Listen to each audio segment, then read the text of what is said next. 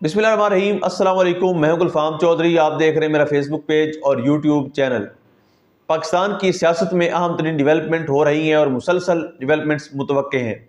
यकीनी तौर पर जो पाकिस्तान के हालात हैं वो यकसर बदलने जा रहे हैं और बड़ी बड़ी तब्दीलियाँ मुतवक्के हैं। इस हवाले से हमारे साथ मौजूद हैं सिद्दीक जान साहब। उनसे जानते हैं क्या डेवलपमेंट हुई हैं, पहले उनकी बात सुनते हैं फिर उस पर बात करते हैं। उस वक्त तो आसान होता है कि पूरे पाकिस्तान से फोर्स बुला लो यहाँ पे और 26 नवंबर कर दो। पूरे पाकिस्तान से पुलिस भी और सारी फोर्सेस बुला के यहाँ पे डी चौक में इकट्ठी कर लो और जब ये आए इनको मारना शुरू करो।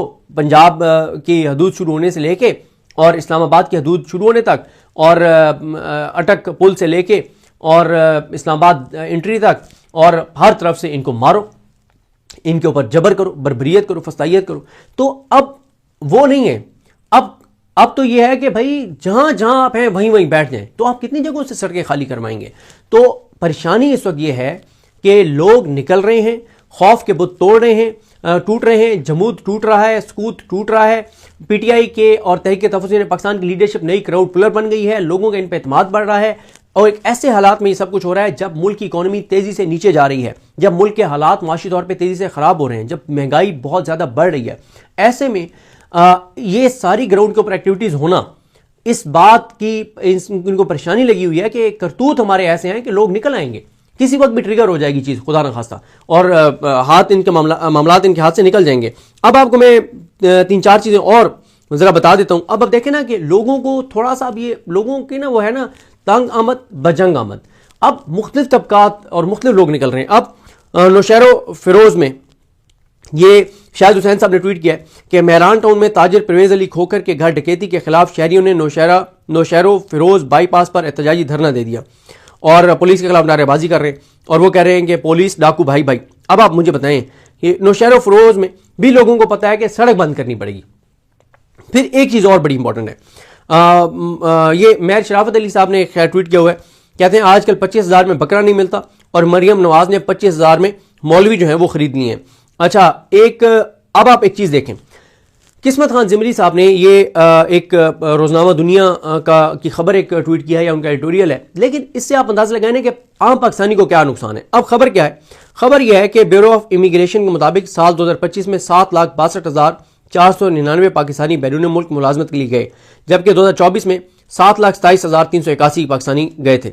इसमें बताया क्या गया, 5,659 अकाउंटेंट थे, 10,503 बावर्ची, 3,795 डॉक्टर। अब ये जो 3,795 डॉक्टर गए हैं ना, ये कोई नालायक डॉक्टर नहीं गए होंगे, ये वो डॉक्टर गए होंगे जो लायक डॉक्टर थे, जो काबिल डॉक्टर थे। एक डॉक्टर डेली पता नहीं 100, 150, 200 मरीज देखता होगा।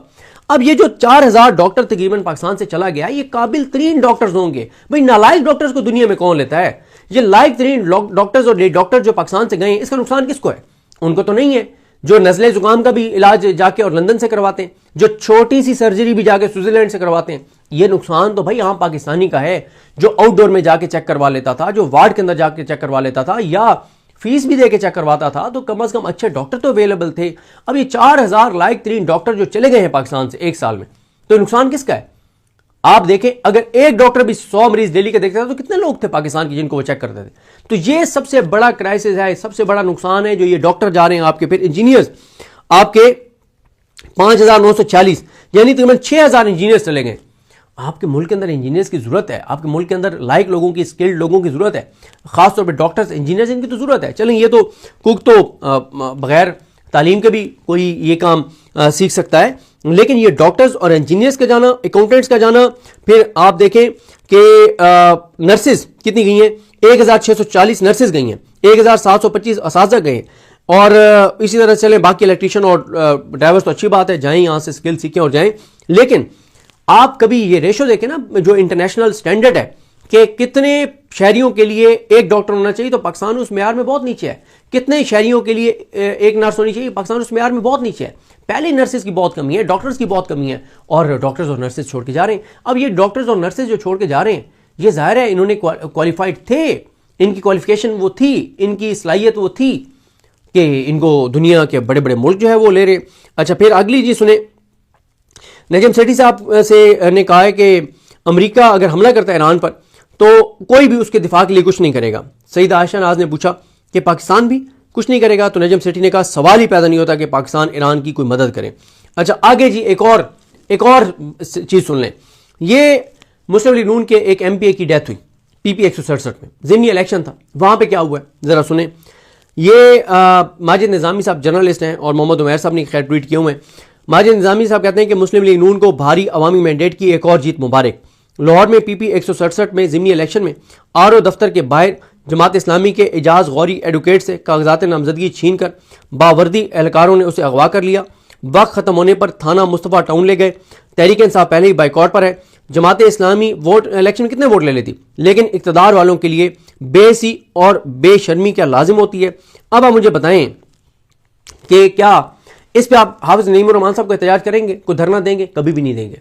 हाफिज नईमुर रहमान साहब जो हैं, जमात इस्लामी जो है वो सिर्फ उस वक्त एक्टिव होगी जब इस निज़ाम को कोई जरूरत होगी। ये परसेप्शन है। आप देख लें पिछले 3-3.5 साल में जो जेन्युइन इश्यूज हैं, भाई ट्रंप को शहबाज शरीफ ने अमन नोबेल प्राइज के लिए नामजद कर दिया, जमात इस्लामी ने क्या किया? गजा के अमन प्लान जो ट्रंप का था उसको पाकिस्तान ने सबसे ज्यादा बढ़ चढ़ के सपोर्ट किया। जमात इस्लामी ने क्या किया? जमात इस्लामी किसी जेन्युइन इशू पे हुकूमत मुखालिफ में आपको एक्टिव नजर नहीं आएगी। अब देना जमात इस्लामी धरना, अब करवाया ना कैंसिल इस इलेक्शन को, नहीं करवाएगी। हाँ अगर ये केपी में हुआ होता कुछ, ओए होए इस वक्त तक केपी में धरना शुरू हो चुका होता, हाफिज नईम साहब का ऐलान आ गया होता, सड़कें बंद कर दो और पता नहीं क्या कर दो, और जमहूरियत खतरे में पड़ गई होती, इस्लाम खतरे में पड़ गया होता, इंसानियत खतरे में पड़ गई होती। लेकिन इस निज़ाम को जितना फैसिलिटेट जमात इस्लामी ने और मौलाना फजल रहमान साहब ने किया है, शायद ही पाकिस्तान में कभी किसी जमात ने इस तरह से अपोजिशन में होते हुए, चलो हुकूमत में तो आप इत्तेहादी होते हैं ना, अपोजिशन में होते हुए इस निज़ाम को जितनी सपोर्ट जमात इस्लामी और मौलाना फजल रहमान ने किया, शायद ही किसी जमात ने किया। मौलाना फजल रहमान नहीं चलते तहरीक तहफ़्फ़ुज़ में पाकिस्तान के साथ ना चले, तहरीक इंसाफ के साथ नहीं चलते ना चले। खुद आप क्या कर रहे हैं? आप कहते हैं कि मैंडेट चोरी हुआ है 8 फरवरी 2024 को, अब तक आपने क्या किया? कुछ भी नहीं किया सिवाय बातें, तकरीरें और धमकियां।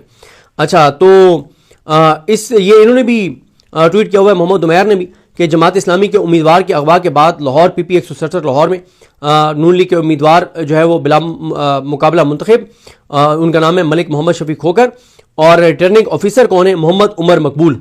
अब ये मोहम्मद उमर मकबूल जो आ रहे हैं, ये बहुत इनको तरक्की मिलेगी, ये बहुत तरक्की पाएंगे। ये इस निज़ाम को ऐसे लोगों की ज़रूरत है, इस निज़ाम को ऐसे लोगों की ज़रूरत है, ये माशाल्लाह बहुत तरक्की करेंगे। तो बहरहाल जी आगे जाते जाते जरा किसानों की भी बात कर लें कि उमर दराज गोंदल साहब ने बताया कि गंदम खरीदारी पर पंजाब हुकूमत की पॉलिसी में तब्दीली। पंजाब हुकूमत इस साल 3500 रुपये फी मन पर 25 लाख मैट्रिक टन गंदम खरीदेगी, मगर यह खरीदारी प्राइवेट सेक्टर के जरिए की जाएगी। उस पर अहमद वड़ाइच जो किसानों के ऊपर बहुत बात करते रहते हैं, उन्होंने कहा है कि वही हिसाब बनना है जो पिछले साल बना था। शेखुपुरा की सारी गंदम पास्को सेंटर हाउजाबाद आती रही थी, क्योंकि शेखुपुरा में किसी आम शख्स का हल्का है। हाउजाबाद वाले किसान औने पौने बेचते रहे, यानी शेखुपुरा की गंदम हाउजाबाद आती रही। क्यों? क्योंकि किसी ताकतवर की वो गंदम थी और हाउजाबाद वाले बेचारे किसान जो हैं वो रुल गए। और जी बिल्कुल, जिस तरह से आपने सिद्दीक जान साहब को सुना कि आइंदा आने वाला जो हफ्ता है, ये चंद दिन है, ये पाकिस्तान की सियासत में कितने अहम है और इसमें जो पाकिस्तान की सियासत है उसमें कितनी बड़ी तब्दीलियां मुतवक्के हैं। अल्लाह पाक वतन अजीज़ का हामी और नासिर हो। पाकिस्तान जिंदाबाद।